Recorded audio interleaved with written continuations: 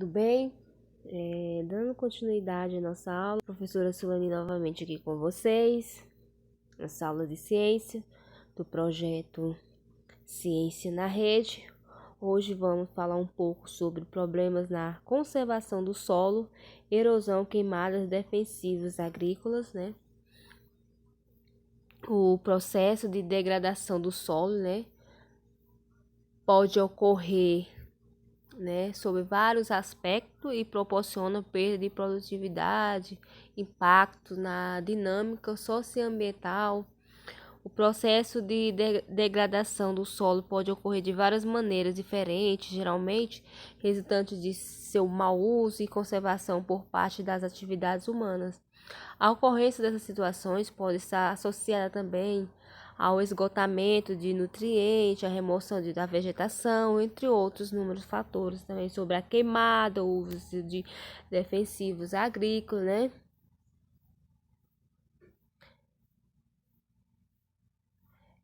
Temos também a erosão, né, que é um dos mais conhecidos tipos de degradação do solo.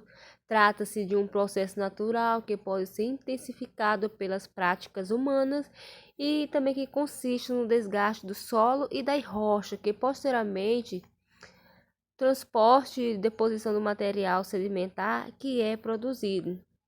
O processo erosivo, além de alterar a forma do relevo, formando cráteras que podem ocupar grandes áreas, também são responsáveis pela retirada de nutrientes dos solos.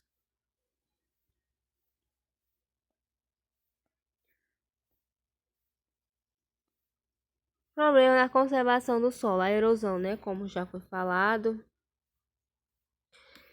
Na aula passada a gente falou um pouco sobre intemperismo, A chuva, o vento e as variações de temperaturas provocada pelo calor e pelo frio, aos poucos, desgaste e quebra as rochas. Desse modo, o solo vai sendo formado. Assim como a rocha, o solo também sofre a ação da chuva e do vento, que provoca sua desagregação. As partículas do solo são então transportadas, para outros lugares, como rios, lagos, vales e oceanos. E a erosão do solo, uma das causas de sua degradação, como foi falado no início da aula. O solo coberto, por vegetação, plantas rasteiras, arbustos e árvores são protegidos contra o calor do sol e contra o vento. Boa parte da água, da chuva, em vez de cair diretamente no solo, bate antes na copa das árvores ou mais nas folhas da vegetação.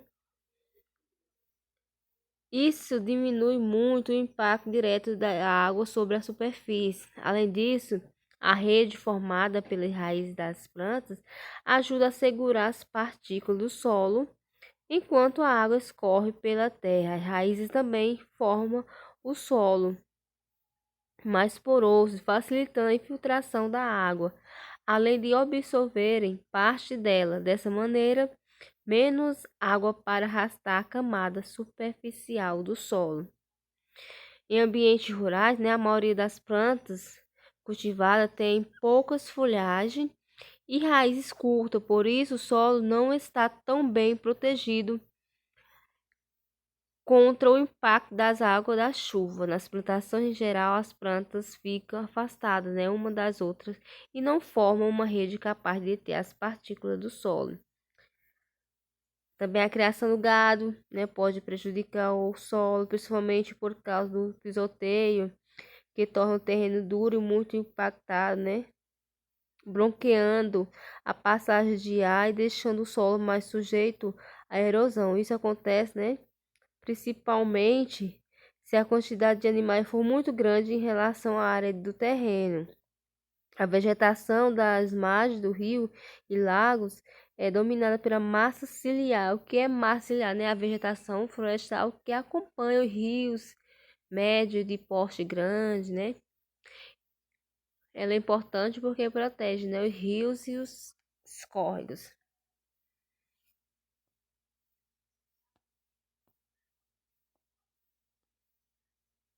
Tem também plantações com menos erosão, né? Existem técnicas de cultivo que diminuem a erosão do solo.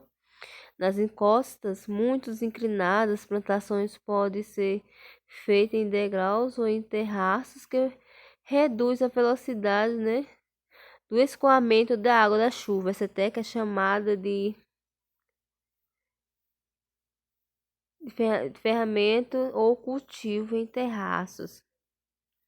Pode-se fazer ainda um planejamento, né, para que o lado das áreas destinadas a culturas agrícolas seja preservada, uma região com vegetação natural. Essa vegetação deve ocupar áreas com maior risco de erosão e como as encostas muito inclinadas às margens de rios e lagos, além de evitar a erosão, o assoreamento, a vegetação natural, contribui para a preservação das espécies, já que o ambiente natural em que elas vivem não é destruído e ajuda também a preservar os animais que fazem a polinização.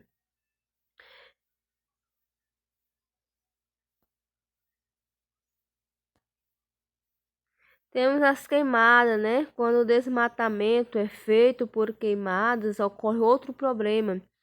O fogo acaba destruindo também muitos micro-organismos que realizam a decomposição da matéria orgânica.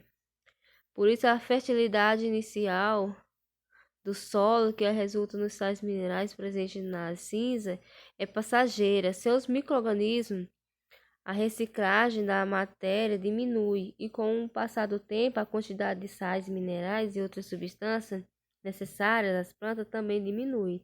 Além disso, a perda de material orgânico deixa o solo mais exposto à erosão e à ação da chuva, acentuando seu empobrecimento, né, como está mostrando aí na imagem. Além disso, a perda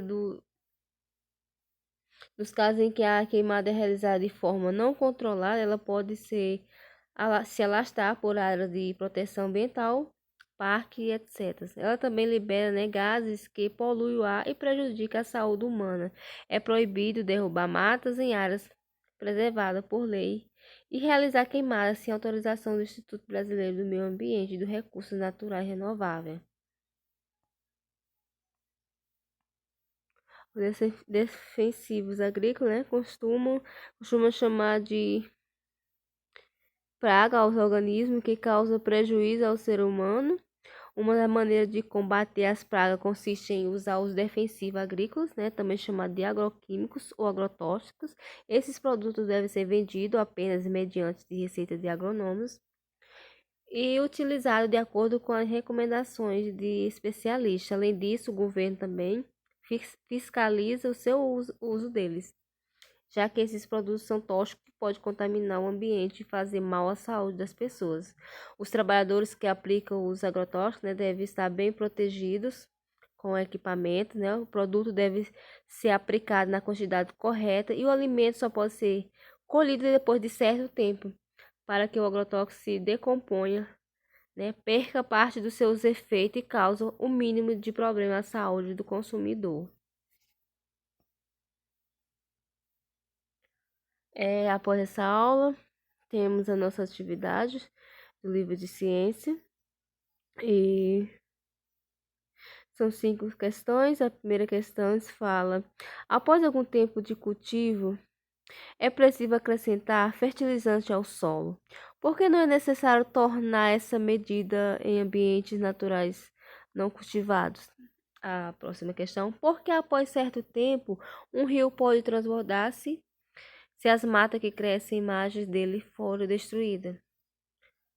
Terceira questão: um estudante afirmou que a queimada é boa para a fertilidade do solo, porque as cinzas contêm sais minerais que ajudam o crescimento das plantas. Você concorda com o que o estudante diz e por quê?